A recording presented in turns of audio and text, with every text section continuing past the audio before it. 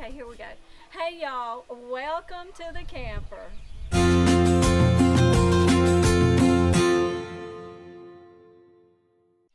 Okay, so if you're wondering why we're in the camper and not in the cabin, I'll link to the video up there that is explaining the situation, temporary situation that we're in right now.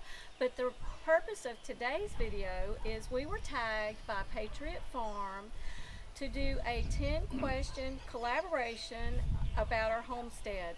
So that's where we're at right now. We're going to do those 10 questions, but I want to say something about Patriot Farm, and I'll leave a link to her channel below.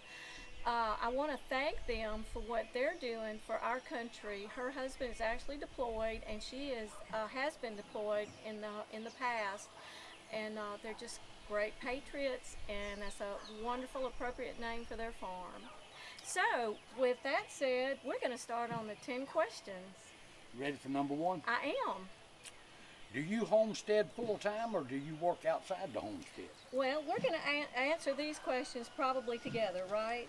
Yeah, they'll be, okay, so I homestead full-time, but... I work outside, occasionally.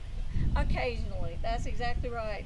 And that is one reason why we're here in the camper, so that'll shed a little light onto some of that's going on. Okay, so ready for the second one? The next question is, what is the first livestock you added to your homestead? Well, that would be Bubba, our quarter horse, 30 years ago, right? Yep. That would be the first livestock, but probably the first livestock that actually gave back food-wise would be Chickens. the chickens, Well, right? we had chickens Years ago. chickens and hogs, probably 25 years ago. Yeah, chickens and hogs. Okay. Next question. Yep. How do you like your eggs? I like mine scrambled. I like them scrambled. I like them country scrambled or scrambled in the bowl and then poured up. So what about you? I don't care how you cook them. You can fry them or scramble them or any way you want to do them. I just want them well done. Almost burned. I don't want no runny yellow. No runny yellow. I Okay. want them shiny. Yeah. Next. Okay. How big is your homestead and how big would you like it to be? Okay, I'm gonna answer the like it to be part, but I'm gonna let you answer the first part. Okay. Go ahead. No, okay, I would love 10 or more acres, 10 plus. Your turn. Well, I'm going to hold that one for a little while later. You're not gonna give that one away. We're not going to give that Okay. one away yet because I want to elaborate on some of the things that we have. Okay. All right. Let's talk about what we have and go from there. Okay. You start. Well, we have horses. We have right now just one horse. Mm-hmm. Have a milk cow, but sometimes we have a couple of horses and have a cow and a calf. Yes. We have hogs in a hog pen. We have chicken pen with chickens. Garden plots, garden We have spot. a garden spot, roughly 60 by a little over 100. Right. We have 9 raised beds. Mm-hmm. We have a shop where you It's kind of make split your in soap half. and everything. Front half is kind of your workshop. We have a Back half's my soap shop. We have an area where we're trying to get some fruit trees started. Mm-hmm. Got some plum trees and some blueberries. Yeah, got fig trees, but I don't think they're going to make it. I don't know what it is about me and fig trees. Fig trees normally, living in Mississippi, normally you just throw them out there on the ground and they're going to take off. These when we planted them had figs on them. Yeah, and I cannot. I don't know what I'm doing to a fig tree, but I'm killing it, killing them. Somebody might can give us some advice. Yeah, I'll on take that. some advice on that. I don't know what I'm doing. Also have a bee yard. We have 4 beehives out there. Only 1 or maybe 2. is 2 maybe. starting to get going. We spotted some scouts the last few days, and it is getting to be swarm season, so we're thinking that we may end up with another one, Lord willing.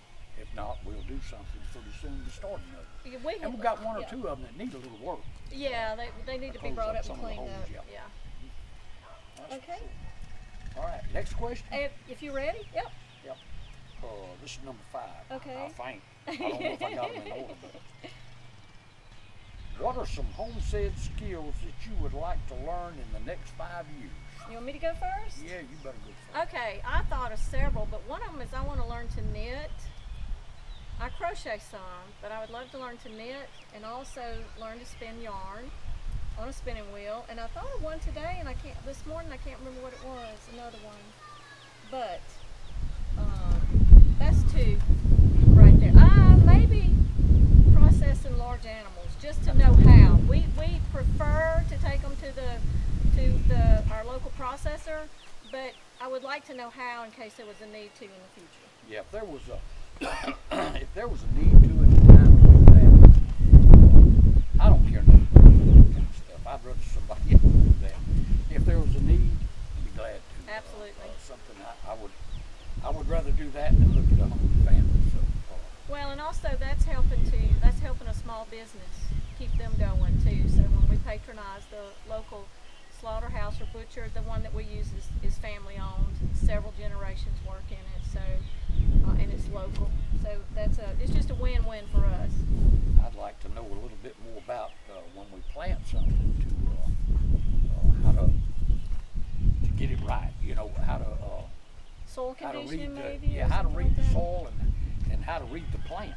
Right. You know, and be a little better at that. Yeah. You know. You're pretty good at that though. You're better than you give Yeah, yourself but credit. I could sure use some help on it. Our main garden doesn't have the best dirt in the world, and we planted a beautiful garden out there one year, and the next year everything looked terrible. Yeah.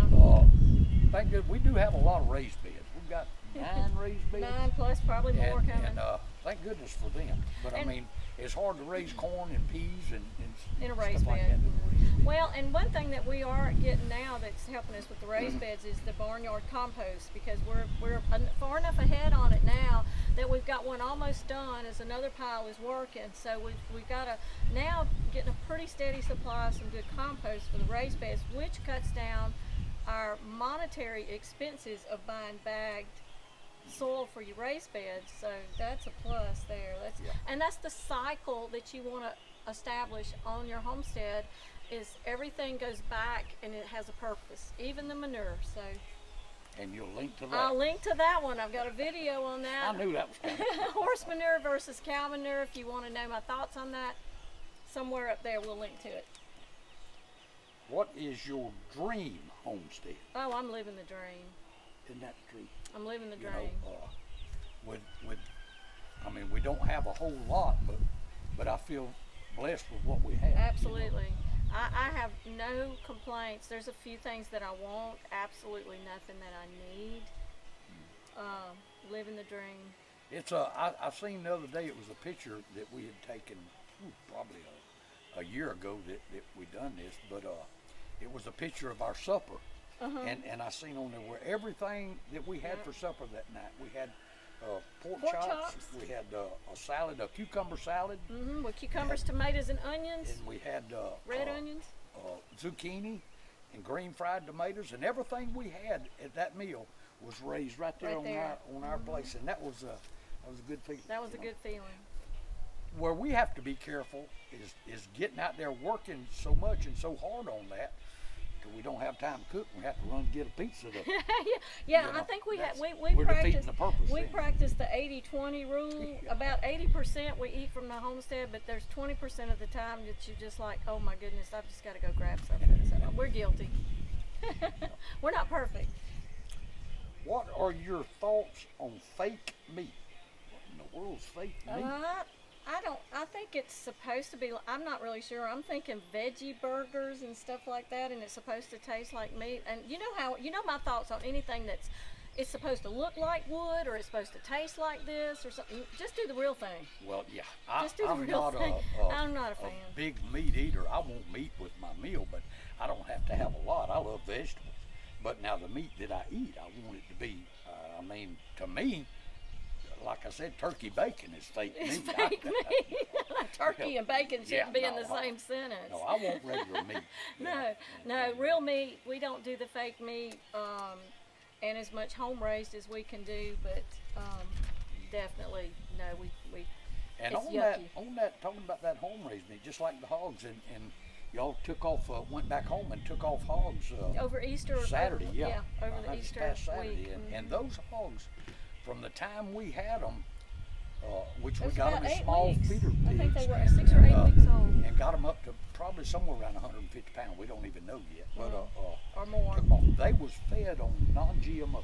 Non-GMO hog feed. And we try to keep that as clean as we can. Yeah, and plus Lily's milk, all of her excess milk went right over into the hog Yeah, feed. they like it. Oh my goodness! And if I didn't have milk, sometimes for them, and I just watered their feed down to make a slop, they would look at you like something's missing. But they still ate. But they were like, "Where's that milk?" So, and that milk that goes back to that cycle.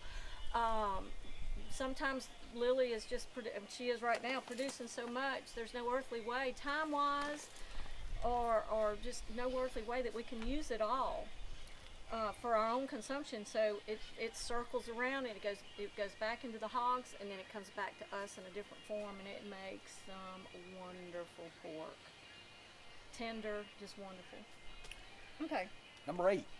What is your least favorite job on the homestead? I thought of that today. I've been thinking about it, and I thought I love all my jobs on the homestead, but probably if you want to pick out the least favorite one is weeding the garden. Weeding the garden. That's probably my least favorite. Because we're not going to use herbicides. Yeah, we don't use herbicides or anything like that. And so you've got to... Weeding the garden. I'm sweating. On me, weeding the garden is you get in there and you get it the best you can, yeah. and then you hope the plant's out, because you can't stay on it without some kind of help. And if we're not going to help it, then we just have to do the best we can. Right. Well, now, and I love a good weed-free garden, but sometimes we get a little overwhelmed and we can't get to You it all can get at it one like time. that, but you can't keep it like that. Well, and I'll tell you what I did. Now, the raised beds are easier to keep that way. Yeah. They're easier because this past weekend I did go through and clean out our potato patches, and they're in raised beds. And what I did before I came back here to the camper, because we had to kind of bed everything down there, was I weeded them, and then I covered them in about 3 or 4 inches of straw, good oat straw. And what that's going to do is keep the weeds out, plus the potatoes, rather than healing them up with dirt, I put the straw there, and it'll produce bigger potatoes underneath it. So My least favorite job is I love everything we do. I love everything we do out there. South The Mississippi. least favorite thing I have is when I'm working and I'm working off and I have to leave it. That I have right. to go away. That's, Probably that would because be. I went back this morning. I had to go back this morning, make a 5-hour trip I there and forgot back, medicine. I went this morning, and then when I got there, it just wasn't there 10 minutes. I was on the road 2.5 hours up there and 2.5 hours back, and at home for 10 minutes, and it just looked beautiful to me. Wanted to be. I didn't want it. Well, and the reason that Jerry had to do that was we're about 2.5 hours south of the cabin, and that's in the video, explains all of that. And I had forgotten some medicine, and actually for our little Yorkie, and we tried to bring him out here and put him in the video, but he was yapping so much. I'm gonna wind up going again. You might have to go get him, but and he's on some seizure medicine, and I had forgotten it. Out of everything that I brought, I'd forgotten his medicine, and he has to have it. So thank goodness it was only a short day trip. But I got a glimpse of home. Yeah, because you hadn't been there in a while. Okay. What is an animal you would not raise on the homestead? Oh, I got one. Have you got one? Yeah. Mine is an emu. Yeah. Mine is, No. Cody is 18 years old today. Mine would be any more teenagers. Any more teenagers? I'm just No. kidding. No. He's a part of it. Yeah. Oh my gosh. What we and there's a story about Cody. Cody is our last one, and I'll talk about that in another video. There's a wonderful story about that. So. If money was no object, what would this number 10? Number 10. If money was no object, what would you add to your homestead? Okay, you want to go first on that one? Well, I'll say that, and it's 3 different things. It all boils down to water. I'd love to have we're on municipal water. Community water. Mm-hmm. I would love to have a deep well. Mm-hmm. And We I'd had also one for love years to and have, years and and when I years. say deep well, I'm talking about a couple hundred foot. Yep. I'd also love to have a shallow well. Yep. I'd like to have a well 25 foot deep where we could put a hand pump on there Yep. in case we didn't have power to pump, Yep. the water. Yep. And Absolutely. thirdly, on that, I'd love to put gutter systems on our barn to where we could, and have a couple of totes where we could collect rainwater. Now we Rainwater. do collect rainwater and got a couple of 55-gallon drums full of rainwater, but We don't have gutters. We just Right, off the right. roof We of just catch it the off the cabin. roof We on the set front buckets porch, out you know. there, and I tell you what, I use a lot of that rainwater to make soap because you can't use. talking about chlorinated. probably deep well and a shallow well and gutter system, probably close to $15,000. For I'm everything. just not Not quite ready to turn Come on, loose of yeah, that. no, Well, speaking of, mine is on the same vein as that, but I'm more of an off-grid type person. I tend to think more off-grid, and I would love a windmill, a working windmill to pump water. We went to, speaking of the It bees. worked good today, wouldn't it? Yeah, we had to pull we had to on pull and on have and to, then that's why I'm sweating. We buy our bees from, thank you, honey. There's an Amish community north of our cabin. We're actually south of our cabin now in the great state of Mississippi. But north of our cabin, probably Around about 3 Tupelo, hours. yeah. Yeah, Up close to up Tupelo. close to Tupelo and Pontotoc, there is an Amish community. And we actually buy our bees and bee supplies up there. But they have windmills. And I just would love to have one. It's just the perfect answer to pumping those deep wells. So, okay, so that was number 10. That was number 10. That was it. You got Okay. anyone you want to add to that? A question? Yeah. I don't. Do you? What's for dinner? We're grilling sausage. Oh. You're grilling sausage, and I'll Okay. come up with the vegetables. So, That's it. and I will actually put this down in the description box below. But I want to, since this is a collaboration, we're supposed to tag 2 homesteads, and I want to tag Prairie Girl Homestead and Cowboy. Prairie Girl and Cowboy Homestead. You'll link to it. I'll link to it. And also Hanging Out with Stan. I'll link to that one, and both of those little homesteads are just neat. They're wonderful people, and check out their channels. So, okay, That's it. that's it. All right. Well, thanks for joining us, and I just want to, I'm going to leave you with a few words. Don't ever forget that your Heavenly Father loves you. And I'll see you